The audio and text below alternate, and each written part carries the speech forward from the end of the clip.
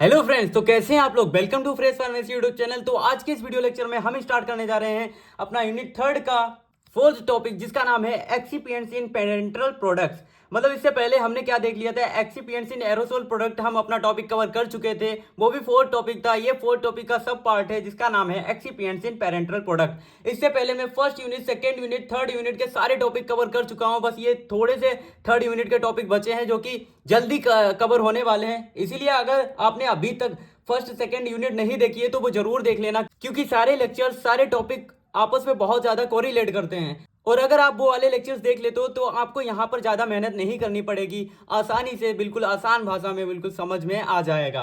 तो चलिए स्टार्ट करते हैं अपना टॉपिक, जो कि है पेरेंटल प्रोडक्ट्स। तो पेरेंटल प्रोडक्ट्स होते क्या है, सबसे पहले हम ये जान लेते हैं। देखो, पेरेंटल प्रोडक्ट्स, जो पेरेंटल प्रिपरेशन होती है, पेरेंटल टर्म जो होते हैं दो ग्रीक वर्ड से मिलकर बना होता है, पैरा एंटेरोन। पैरा का मतलब होता है आपका आउटसाइड या बिसाइड, ठीक है। एंटेरोन का मतलब होता है इंटेस्टाइन या फिर डाइजेस्टिव ट्रैक्ट। पेरेंटल प्रिपरेशन ऐसी प्रिपरेशन होती हैं जो कि हमारी इंजेक्शन, इन्फ्यूजन, इम्प्लांटेशन के थ्रू इंजेक्ट की जाती हैं बॉडी में, जो कि क्या करती हैं, डाइजेस्टिव ट्रैक्ट को बाईपास करती हैं। मतलब डाइजेस्टिव ट्रैक्ट में आपका ये एब्जॉर्ब नहीं होती हैं, ये डायरेक्टली आपके सिस्टमिक सर्कुलेशन में एब्जॉर्ब होती हैं। इसीलिए जो पेरेंटल प्रोडक्ट्स होते हैं उनकी जो बायो अवेलेबिलिटी होती है वो 100% होती है। तो अब हम देख लेते हैं कि पेरेंटल प्रोडक्ट्स की डिफिनेशन क्या है। Parenteral products are pharmaceutical preparation that are administered by injection, infusion और इम्प्लांटेशन इनटू ह्यूमन और animal body beside the digestive tract. मतलब डाइजेस्टिव ट्रैक्ट को छोड़कर ये डायरेक्टली किसमें, ब्लड स्ट्रीम में, किसके द्वारा, इंजेक्शन, इन्फ्यूजन, इम्प्लांटेशन के थ्रू ह्यूमन बॉडी में इंजेक्ट किए जाते हैं। और इनकी जो बायो अवेलेबिलिटी है वो 100% होती है, जो कि अभी मैंने आपको बताई है। हमने जान लिया कि पेरेंटल प्रोडक्ट्स क्या होते हैं। And these preparation deliver drugs और nutrients directly into blood stream, so it is called as parenteral preparation, ठीक है। अब देखो क्या होता है, पेरेंटल प्रोडक्ट्स क्या होते हैं, जो कि डायरेक्टली हमारे ब्लड स्ट्रीम में अपनी प्रिपरेशन को डिलीवर करते हैं, इसलिए हमको पेरेंटल प्रोडक्ट कहते हैं, ठीक है। जान गए आप। अब हम देख लेते हैं कि जो एक्सिपिएंट्स हैं जो कि पेरेंटल प्रोडक्ट्स में यूज किए जाते हैं वो कौन कौन से हैं।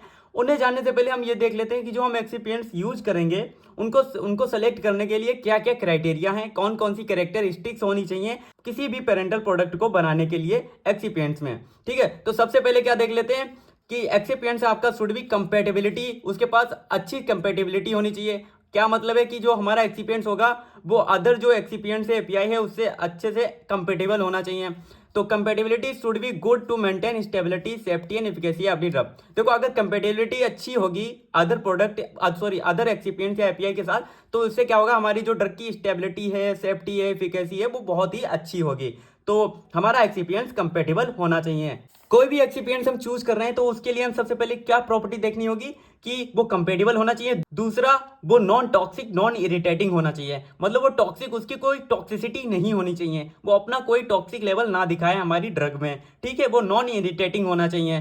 तीसरा क्या है, बायो कंपेटेबल होना चाहिए। देखो, कंपेटेबिलिटी तो हमने देख ली कि वो स्टेबिलिटी और हमारी जो है एफिकेसी, सेफ्टी को बढ़ा रहा था। अब बायो कंपेटेबिलिटी क्या है ये देख लेते हैं। देखो, बायो कंपेटेबल का मतलब क्या है, जो भी हमारी बॉडी है, हम कोई भी ड्रग एडमिनिस्टर कर रहे हैं तो एडमिनिस्टर करने के दौरान वो हमारे कोई भी टिश्यू या सेल को डैमेज ना कर दे, कोई एडवर्स रिएक्शन ना कर दे। उसके लिए क्या है, ऐसा एक्सिपिएंट्स हमें चूज करना चाहिए जो बायो कंपेटेबल हो, जो हमारी बॉडी के साथ क्या करे, कोई भी एडवर्स रिएक्शन शो ना करे। तो bio compatible excipients should be bio compatible to minimize the risk of adverse reactions और टिश्यू डैमेज अपॉन एडमिनिस्ट्रेशन। वही बात है, जब हम अपनी कोई भी ड्रग लेंगे जिसमें बायो कंपेटेबल एक्सिपिएंट्स होगा तो वो क्या करेगा, जो भी हमारी, जब हम कोई ड्रग एडमिनिस्टर करेंगे अपनी बॉडी में तो वो एडवर्स रिएक्शन शो नहीं करेगा और हमारे टिश्यू डैमेज भी नहीं करेगा। तो ये जो प्रॉपर्टी है एक्सिपिएंट्स की वो होनी चाहिए एक्सिपिएंट्स के पास, ठीक है। अब चौथा हमारा जो कैरेक्टरिस्टिक है एक्सिपिएंट्स की वो क्या है, स्टेरिलिटी। ऐसा एक्सिपिएंट्स हमें चूज करना चाहिए जो कि फ्री फ्रॉम माइक्रो ऑर्गेनिज्म हो, जिससे वो पूरा स्टेराइल हो, उसमें कोई भी कंटामिनेशन ना हो, इंप्योरिटी ना हो। जो स्टेरिलिटी है एक्सिपिएंट्स की वो गुड होनी चाहिए, ठीक है। अब पांचवा कैरेक्टरिस्टिक क्या है आपकी, स्टेबिलिटी। कोई भी एक्सिपिएंट्स हम चूज करेंगे पेरेंटल प्रिपरेशन के लिए तो हम क्या देखेंगे, उसकी जो स्टेबिलिटी है वो बहुत ही अच्छी होनी चाहिए। अगर स्टेबिलिटी अच्छी नहीं होगी तो क्या होगा, हम अपनी जो प्रिपरेशन है उसको स्टोर करेंगे या ट्रांसपोर्ट करेंगे तो वो क्या होगी, वो डैमेज हो जाएगी। उसमें क्या होगा, डिग्रेडेशन हो जाएगी, हमारी ड्रग डिग्रेड हो जाएगी, स्टेबिलिटी। अगर देखो स्टेबिलिटी अच्छी नहीं होगी तो हमारे कुछ इन्वायरमेंटल फैक्टर्स हैं जैसे कि ऑक्सीडेशन, टेम्परेचर, लाइट, इनकी वजह से क्या हो सकता है, हमारी ड्रग है जो वो डिग्रेड हो सकती है, खराब हो जाएगी, इसमें माइक्रोबियल कंटामिनेशन आ सकते हैं। इसीलिए जो एक्सिपिएंट्स ऐसा चूज करेंगे जिसकी स्टेबिलिटी बहुत ही अच्छी हो। छठवां हमारा जो कैरेक्टरिस्टिक है एक्सिपिएंट्स की, वो होनी चाहिए सॉल्युबिलिटी। कोई भी एक्सिपिएंट्स हम अगर चूज करें उसकी सॉल्युबिलिटी बहुत ही अच्छी होनी चाहिए जो एपीआई के साथ इजीली सॉल्युबल हो जाए। ठीक है, अब सातवां क्या है, फंक्शनल प्रॉपर्टीज। इसके पास अच्छी फंक्शनल प्रॉपर्टीज होनी चाहिए जैसे कि viscosity modifiers, tonicity agents and buffering agent. ये सारे जो एजेंट्स हैं इनकी प्रॉपर्टी हमारे एक्सिपिएंट्स में होनी चाहिए। ठीक है, अब आठवां आपका मोस्ट इंपॉर्टेंट है जो कि रेगुलेटरी अथॉरिटीज जो होती हैं उनके द्वारा एक्सिपिएंट्स जो अप्रूव्ड होना चाहिए। कोई भी ऐसा एक्सिपिएंट्स नहीं होना चाहिए जो कि अप्रूव्ड ना हो। अगर अप्रूव्ड नहीं होगा तो उसकी क्वालिटी, उसमें इंप्योरिटी होंगी, उसमें कंटामिनेशन होंगे, तो इसलिए हमारा एक्सिपिएंट जो है वो ड्रग को खराब कर सकता है। तो हमने यहाँ पर देख लिया कि एक्सिपिएंट्स को सेलेक्ट करने से पहले हमें ये कैरेक्टरिस्टिक सारी देखनी होगी। अब आप लोग पिछले सेमेस्टर में पढ़ चुके हो कि पेरेंटल प्रोडक्ट्स कौन कौन से होते हैं, जैसे कि आपका हो गया पेरेंटल प्रोडक्ट सॉल्यूशन हो गया, इमल्सन हो गया, सस्पेंशन हो गया। ठीक है, ये सारे आपके पेरेंटल प्रोडक्ट्स होते हैं जो कि इनमें क्या किया जाएगा, एक्सिपिएंट्स को इनमें क्या किया जाएगा, एक्सिपिएंट जो भी यूज हो रहे हैं जैसे कि सॉल्यूशन, इमल्सन और सस्पेंशन, इसमें कौन कौन से एक्सिपिएंट्स यूज होते हैं वो हम देखने वाले हैं।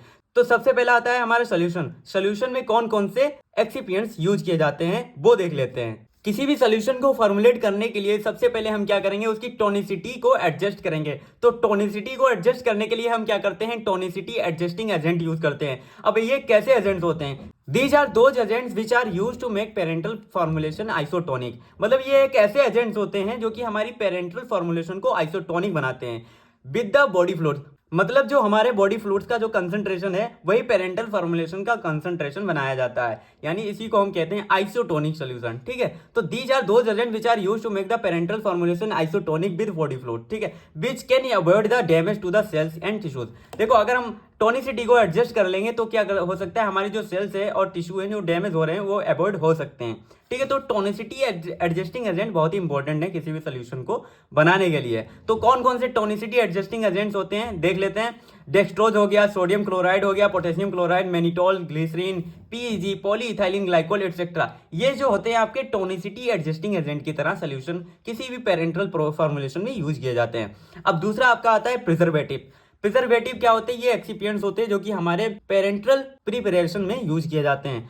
प्रिजर्वेटिव क्या होते हैं आप जानते हैं, देखो प्रिजर्वेटिव ऐसे एजेंट्स होते हैं जो कि माइक्रोबियल कंटामिनेशन, जो भी माइक्रोब्स होते हैं उनको प्रिवेंट करते हैं और हमारी ड्रग को स्टेबल और सेफ और इफेक्टिव बनाते हैं। ठीक है, अब कौन कौन से प्रिजर्वेटिव्स होते हैं वो देख लेते हैं। Benzalkonium chloride, phenol, parabens and sorbic acid etcetera, ये जितने भी आपके जो प्रिजर्वेटिव्स हैं ये सारे प्रिजर्वेटिव यूज किए जाते हैं। ये पिछले लेक्चर्स में आप लोग देख चुके हो, बहुत ही कायदे में मैंने आपको आसान भाषा में समझाया था। जो प्रिजर्वेटिव्स हैं, जो जितने भी एक्सिपिएंट्स बार बार यूज हो रहे हैं उनके एग्जाम्पल्स भी मैंने बताए थे। तो पिछले वाले लेक्चर जरूर देख लेना, तभी ये वाला लेक्चर देखना। ठीक है, अब अगला हमारा एक्सिपिएंट्स आता है जो कि सोल्युबलाइजिंग एजेंट्स। देखो सोल्युबलाइजिंग एजेंट्स क्या होते हैं, ऐसे एजेंट्स होते हैं जो कि हमारी सोल्युबिलिटी, जो पुअरली सोल्युबल ड्रग्स होती है उनकी सोल्युबिलिटी को इंक्रीज करते हैं, जो कि आप पिछले लेक्चर में पढ़ चुके हो। यहाँ पर मैं सिर्फ आपको एग्जांपल्स बताने वाला हूँ कौन कौन से सोल्युबलाइजर्स होते हैं।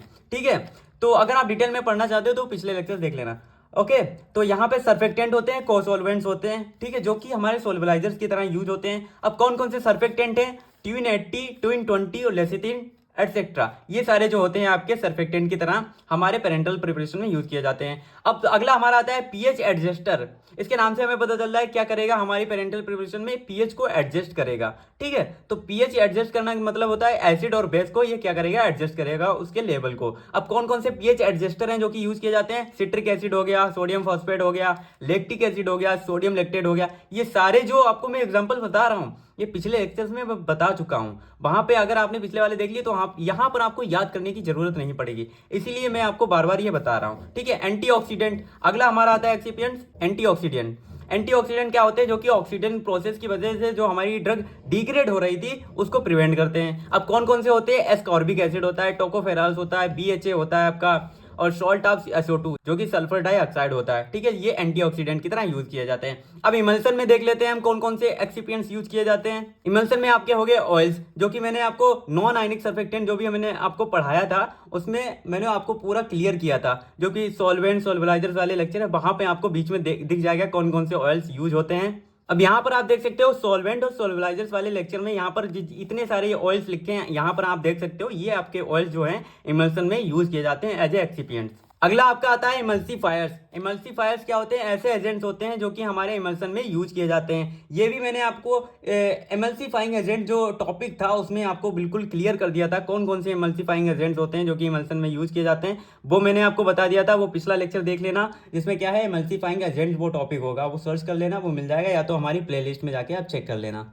ये देखिए पिछले लेक्चर में मैंने आपको बताया था टाइप्स ऑफ इमल्सीफाइंग एजेंट कौन कौन से थे। सर्फेक्टेंट थे, आपके नेचुरल इमल्सीफायर्स कुछ थे जैसे कि अकेसिया हो गया, सोयल एसिटिन हो गया, ये सारे आपको पिछले लेक्चर में मैं आपको बता चुका हूँ, तो बार बार मैं इसीलिए कह रहा हूँ कि आप देख लेना। तो यहाँ पर आपको ज़्यादा मेहनत नहीं करनी है। अगला आपका आता है सॉल्वेंट, जो कि हमारे किसी भी ड्रग एपीआई एक्सिपिएंट्स को पूरी तरह डिसॉल्व करने में हेल्प करता है। तो सॉल्वेंट्स आपको मैंने बताया था, वाटर सॉल्वेंट यूज कर सकते हो, एथेनॉल यूज कर सकते हो, एसीटोन, पॉलीइथाइलिन ग्लाइकोल, ये सब सॉल्वेंट यूज कर सकते हो इमल्सन में। जो पिछले आपको उसके एग्जांपल्स भी मिल जाएंगे। प्रिजर्वेटिव अभी हमने देखा, भाई आप यहाँ पर भी यूज कर सकते हो। पीएच मॉडिफायर जो हमने पीएच एडजस्टर ऊपर देखे थे, यहाँ पर आप वही यूज कर सकते हो। ठीक है, मैंने इसको शॉर्ट में बिल्कुल लिखा दिया, अब आप खुद से बनाकर लिख सकते हो। अब देखो सस्पेंशन के लिए कौन कौन से एक्सिपिएंट्स यूज किए जाएंगे।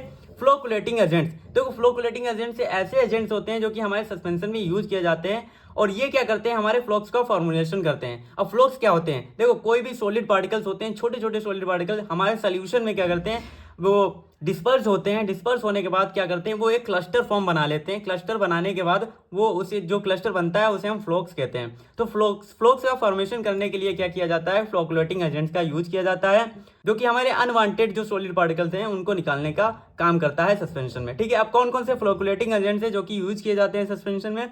Aluminium sulphate, ferric chloride, ferric sulphate, ये जो होते हैं फ्लोकुलेटिंग एजेंट की तरह हमारे सस्पेंशन में यूज किए जाते हैं। सॉल्वेंट्स यहाँ पे भी यूज होंगे। ठीक है, टोनिसिटी एजेंट, जो अभी मैंने आपको टोनिसिटी एडजस्टिंग एजेंट्स जो यहाँ पर जितने बताए थे वही आपको सेम यहाँ पर लिखना है। ठीक है, अब प्रिजर्वेटिव जो मैंने आपको अभी बताए थे वही आपको फिर से वही लिखना है, डिफिनेशन वही लिखनी है। ये जितने भी एक्सिपिएंट्स मैंने आपको बताया है उनकी डिफिनेशन लिखनी है और उनमें एग्जाम्पल्स लिखने हैं। अब देखो अगर एग्जाम में आपसे पूछेगा तो एग्जाम में ऐसे पूछ सकता है कि define the excipients, define the parental preparation and excipients for the solution, या फिर फॉर इमल्शन, या फिर फॉर सस्पेंशन, एक पूछेगा। अगर एक नहीं पूछता, सीधे 7 नंबर में पूछता है, तो आप अपने हिसाब से उसको लिख सकते हो। ठीक है, छोटा टॉपिक है, इसमें ज़्यादा टाइम नहीं लगेगा। तो वीडियो लेक्चर कैसा लगा कमेंट करके जरूर बताना, शेयर कर देना अपने दोस्तों के साथ जिनके एग्जाम नज़दीक हैं और जिनको बहुत ही ज़रूरत है इसकी। वीडियो को लाइक कर देना और चैनल को सब्सक्राइब करना, जिससे अगला मैं लेक्चर डालूंगा उसकी नोटिफिकेशन आपको मिल जाएगी। बाकी जो भी मैं आपको सब पढ़ा रहा हूँ वो बिल्कुल बुक के अकॉर्डिंग है, कोई भी आउट ऑफ सिलेबस नहीं पढ़ा रहा हूँ, और एग्जाम में जो पूछा जाता है वही पढ़ा रहा हूँ। अभी पिछला एग्जाम हुआ था जिसमें मैंने आपको फर्स्ट सेकंड थर्ड यूनिट पढ़ाई थी, सारे क्वेश्चन उसी से बन गए थे और आधे लोग उससे पास भी हो जाएंगे। अब मैं पूरी यूनिट कंप्लीट कर रहा हूँ, तो AKTU के जितने भी स्टूडेंट हैं जिनके एग्जाम होने वाले हैं उनमें काफ़ी सारे टॉपिक ये कवर होंगे। ठीक है, इसीलिए चैनल को सब्सक्राइब कर लेना, वीडियो को लाइक कर देना, शेयर कर देना अपने दोस्तों के साथ। इसी के साथ चलिए मिलते हैं अपने नेक्स्ट वीडियो में, तब तक के लिए बाय बाय, जय हिंद।